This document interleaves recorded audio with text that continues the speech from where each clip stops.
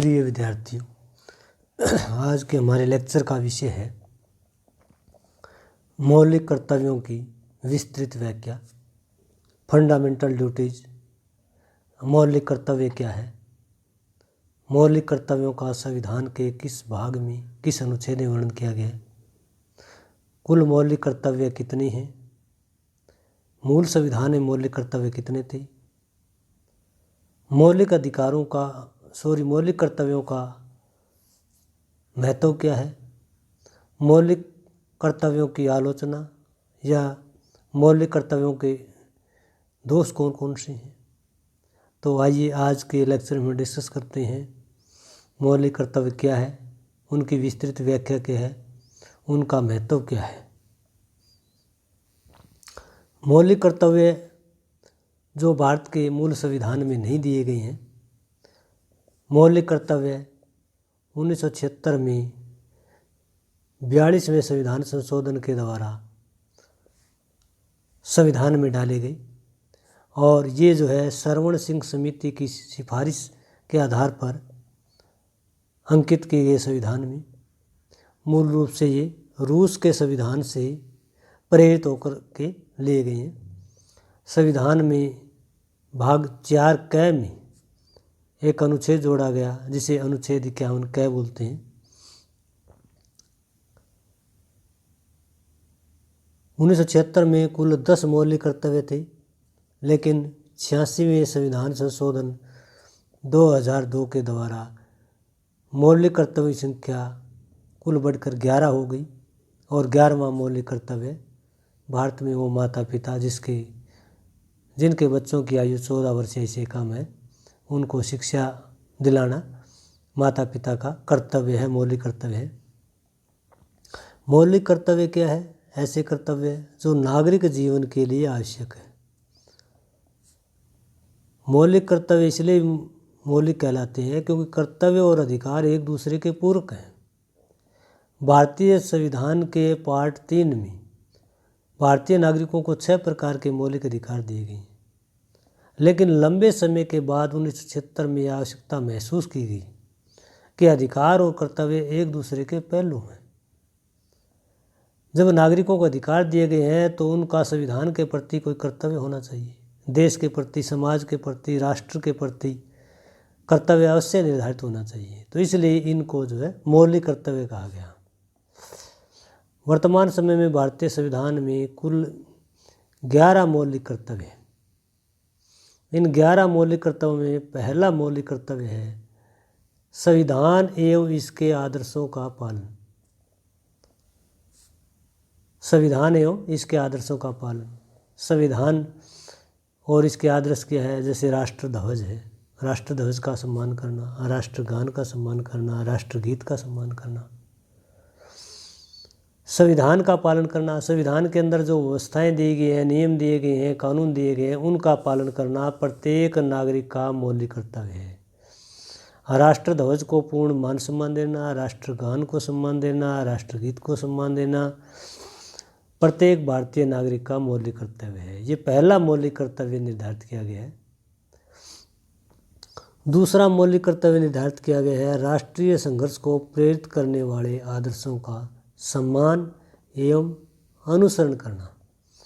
राष्ट्रीय संघर्ष कौन सा है?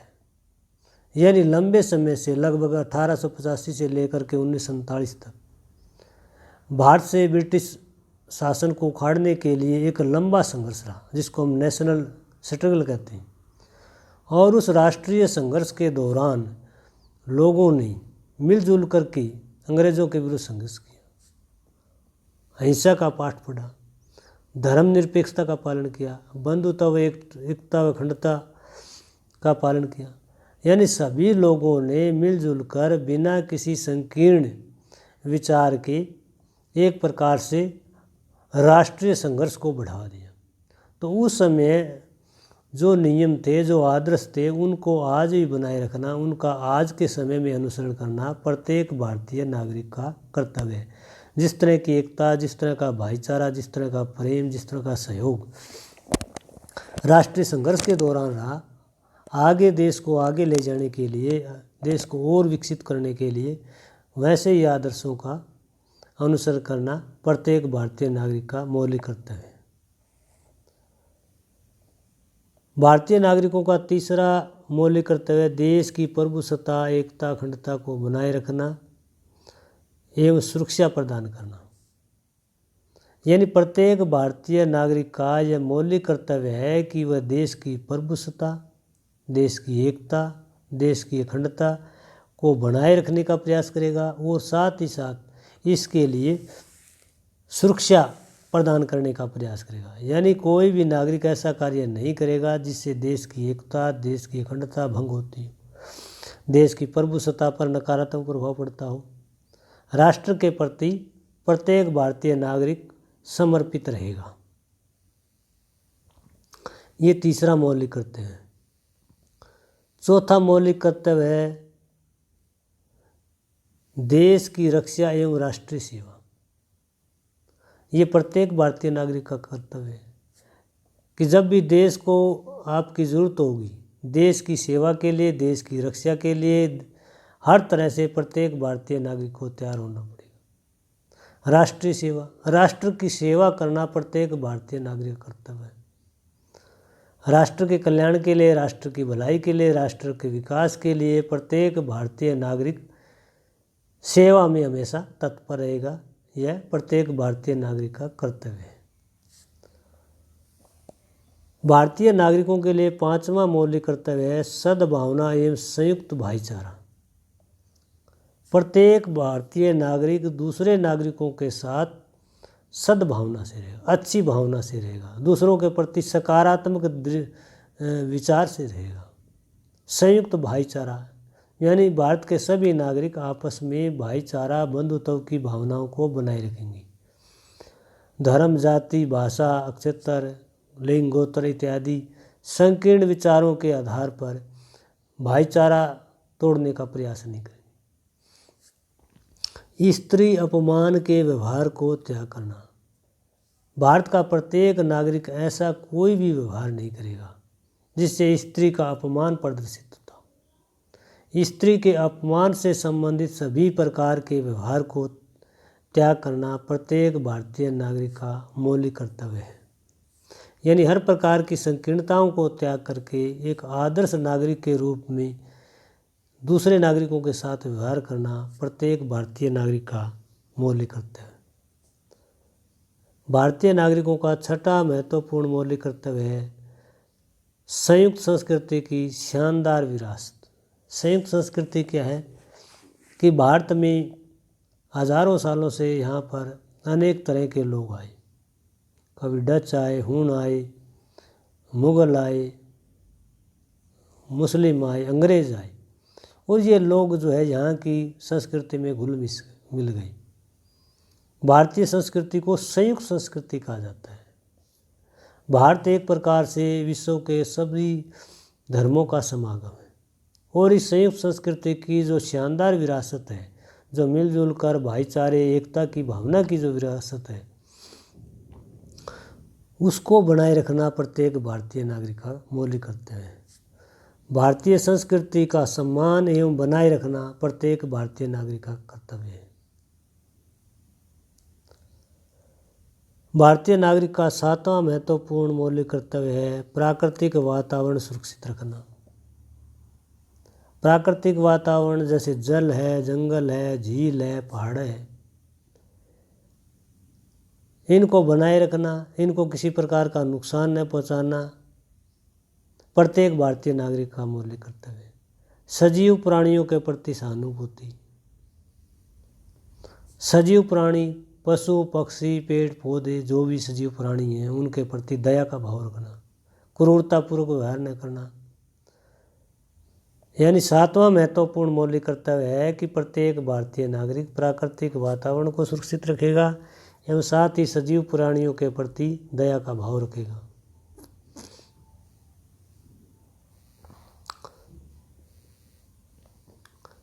आठवां मौलिक कर्तव्य है वैज्ञानिक मनोदशा। वैज्ञानिक स्वभाव, मानवतावाद, अन्वेषण एवं सुधार की भावना। वैज्ञानिक स्वभाव क्या है कि प्रत्येक भारतीय नागरिक अपने आप को अंधविश्वास से दूर रखेगा, पाखंड से दूर रखेगा। व्यक्ति का स्वभाव, व्यक्ति की प्रकृति वैज्ञानिक होनी चाहिए। किसी प्रकार से अंधविश्वासों, पाखंडों, कुरीतियों को त्यागने का प्रयास करेगा। मानववाद यानी प्रत्येक भारतीय नागरिक दूसरे नागरिकों के साथ मानवतावादी व्यवहार करेगा, पशुतापूर्ण व्यवहार नहीं करेगा, क्रूरतापूर्ण व्यवहार नहीं करेगा। हर मानव के कल्याण में ही अपना कल्याण समझेगा। अन्वेषण, खोज करना, शोध करना प्रत्येक भारतीय नागरिक का ये मूल्य कर्तव्य है कि वो जिस भी क्षेत्र में जहाँ पर भी काम कर रहा है उसमें नए सुधारों का प्रयास करेगा, नई खोज करेगा जो मानवता के कल्याण में हो, समाज के हित में हो, देश के हित में हो, राष्ट्र के हित में हो, पूरी दुनिया के हित में हो। सुधार की भावना बनाए रखने का प्रत्येक भारतीय नागरिक का मौलिक कर्तव्य होगा। ये 8वां मौलिक कर्तव्य है। 9वां मौलिक कर्तव्य है जनसंपत्ति की सुरक्षा एवं हिंसा का त्याग करना। जनसंपत्ति क्या है? यानी सरकारी संपत्ति। कोई भारतीय नागरिक सरकारी संपत्ति की तोड़फोड़ नहीं करेगा। अपने अधिकारों की मांगों के लिए, न्याय की प्राप्ति के लिए ऐसे किसी हिंसक आंदोलन को नहीं छेड़ेगा जिससे जो सरकारी प्रॉपर्टी है उसको किसी प्रकार का नुकसान पहुंचे। हिंसा का त्याग करना यानी प्रत्येक भारतीय नागरिक हिंसक प्रवृत्ति का त्याग करेगा। सामान्य तरीके से, संवैधानिक तरीके से अपनी मांगों को मनवाने के लिए सरकार के ऊपर दबाव डाला जा सकता है। हिंसक प्रवृत्ति के द्वारा जो है मांगों को मनवाना वो भारतीय नागरिकों का मौलिक कर्तव्य है। उसको हिंसक प्रवृत्ति को छोड़ना होगा, त्यागना होगा। भारतीय नागरिकों का 10वां मौलिक कर्तव्य है व्यक्तिगत एवं सामूहिक गतिविधियों में श्रेष्ठता के प्रयास करना। यानी प्रत्येक भारतीय नागरिक का यह मौलिक कर्तव्य है कि वो व्यक्तिगत क्षेत्र में भी द बेस्ट करने का प्रयास करेगा, सर्वोत्तम सुधार करने का प्रयास करेगा, अच्छे से अच्छा करने का प्रयास करेगा। और सामूहिक गतिविधियों, जो सामूहिक गतिविधियाँ हैं, सामूहिक कार्य, उनमें भी श्रेष्ठ करने का प्रयास करेगा। यानी कि प्रत्येक भारतीय नागरिक अपने व्यक्तिगत विकास को राष्ट्रीय विकास का आधार बनाएगा। ये प्रत्येक भारतीय नागरिक का मौलिक कर्तव्य है। भारतीय नागरिकों का 11वां जो मौलिक कर्तव्य है बच्चों की शिक्षा से संबंधित अवसर है।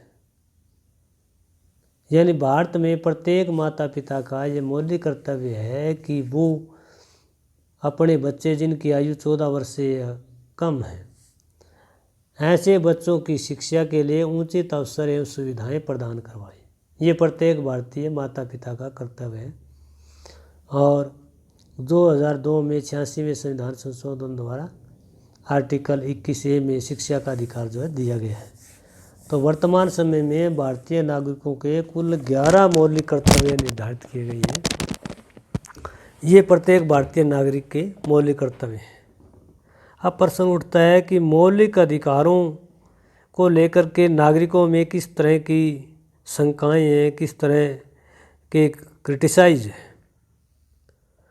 मौलिक अधिकारों की आलोचना को लेकर कुछ आलोचक मानते हैं कि इनमें शब्दों की अस्पष्टता है।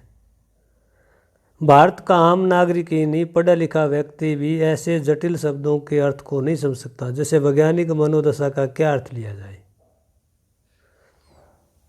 अन्वेषण का क्या अर्थ लिया जाए, मानववाद का क्या अर्थ लिया जाए। तो शब्दों को सरल भाषा में नहीं लिखा गया। शब्द जो है बहुत ज़्यादा जटिल है। उच्च शिक्षित लोगों की समझ में भी जो है इन शब्दों का अर्थ स्पष्ट नहीं किया जा सकता। मौलिक कर्तव्य की दूसरी आलोचना कि कर्तव्य अधूरे हैं। केवल 11 कर्तव्य दिए गए, इनमें और कर्तव्यों को जोड़ा जाना चाहिए। जैसे प्रत्येक नागरिक का कर्तव्य होना चाहिए कि वो अपने माता पिता की सेवा करे। प्रत्येक नागरिक का मौलिक कर्तव्य होना चाहिए कि वो परिवार नियोजन का पालन करे, क्योंकि जिस तरह से देश की पास आर्थिक संसाधन है उनके तुलना में जनसंख्या बहुत ही तेज़ी से बढ़ती जा रही है। मतदान का मौलिक कर्तव्य होना चाहिए कि प्रत्येक भारतीय नागरिक मतदान अवश्य करे। सैन्य सेवा का मौलिक कर्तव्य होना चाहिए कि प्रत्येक भारतीय नागरिक कुछ समय के लिए सैन्य सेवा अवश्य करे। मौलिक कर्तव्यों की एक आलोचना ये भी है कि ये न्याय संगत नहीं है, यानी इनको लागू करवाने के लिए किसी न्यायालय का सहारा नहीं लिया जा सकता, न्यायालय में केस दायर नहीं किया जा सकता। मौलिक अधिकारों की एक आलोचना ये है कि राज्य के कर्तव्यों का अभाव, यानी ये सिर्फ नागरिकों के मौलिक कर्तव्य हैं, राज्य को क्या करना चाहिए, राज्य के कर्तव्य निर्धारित नहीं किए गए। जैसे राज्य का भी ये कर्तव्य होना चाहिए कि वो सभी को रोजगार दे, सभी को शोषण से बचाए, सभी को निःशुल्क शिक्षा प्रदान करे, संकट के समय सभी की सहायता करे बिना किसी पक्षपात के, भेदभाव के। मौलिक कर्तव्यों की एक आलोचना ये है कि ये अव्यवहारिक है, यानी व्यवहार में इनको लागू किया जाना उतना ही दुष्कर है जितना अन्य कठिन कार्यों को। अशिक्षित व्यक्ति, यानी शिक्षित व्यक्ति भी मौलिक कर्तव्यों को समझने में पूरी तरह से सुलभ नहीं है। मौलिक कर्तव्यों की एक बड़ी आलोचना ये है कि ये केवल जो है पवित्र दस्तावेज है। एक प्रकार से नैतिक रूप से हमें बहुत अच्छे लगते हैं। मौलिक कर्तव्यों को लागू करने के लिए अब तक कोई ठोस कदम नहीं उठाया गया। राष्ट्रगान के समय, राष्ट्रगीत के समय या वैज्ञानिक मनोदशा के बारे में, मानव कल्याण के बारे में, अन्वेषण के बारे में अभी तक जो है कोई ठोस प्रयास नहीं हुए हैं। कुछ विद्वान मानते हैं कि अनेक आलोचनाओं के बावजूद भी मौलिक कर्तव्यों का अपना महत्व है। कमियों के बावजूद उनके महत्व को, उनके प्रभाव को, उनकी विशेषता को, उनकी उपयोगिता को इनकार नहीं किया जा सकता। मौलिक कर्तव्यों की उपयोगिता में, महत्व में पहला पॉइंट है संविधान की पूर्णता, यानी अधिकार और कर्तव्य एक सिक्के के दो पहलू हैं, एक के बिना दूसरे का कोई महत्व नहीं। इसलिए 1950 में जो भारत का संविधान बना था उसमें बिना कर्तव्य के अधिकारों का कोई औचित्य नहीं, और 1976 में कर्तव्यों को डाल करके संविधान को पूर्ण किया गया है। यानी जो नागरिक अधिकार मांगता है, अधिकार मांगने से पहले उसे कर्तव्यों को पूरा करना पड़ेगा। मैं दूसरों को कुछ सुनाना चाहता हूँ तो मुझे जो है खुद सुनने की सहनशीलता मेरे पास होनी चाहिए, तभी मैं जो है दूसरों को कुछ सुनाने का अधिकार रखता हूँ। यानी अधिकार और कर्तव्य एक दूसरे के पहलू हैं। राष्ट्र की एकता और अखंडता के लिए जरूरी है कि प्रत्येक नागरिक के पास केवल अधिकार न हो बल्कि कर्तव्य भी हो। जिस राष्ट्र में वो रह रहा है, जिस राष्ट्र ने उसको सब कुछ सर्वांगीण विकास के लिए अधिकार दिए गए हैं, उस नागरिक का राष्ट्र के प्रति निष्ठा होनी चाहिए, श्रद्धा होनी चाहिए, प्रेम होना चाहिए, त्याग और समर्पण की भावना होनी चाहिए। और ये उसे जो है उसे मौलिक कर्तव्यों के द्वारा उस जो है जिम्मेदारी का एहसास करवाया जा सकता है। मौलिक कर्तव्यों का महत्व हमें नैतिकता के रूप में भी दिखाई देता है। मौलिक कर्तव्य एक प्रकार से लोगों में नैतिकता का संचार करते हैं, लोगों में बंधुत्व, एकता और सहयोग की भावना को उत्पन्न करते हैं।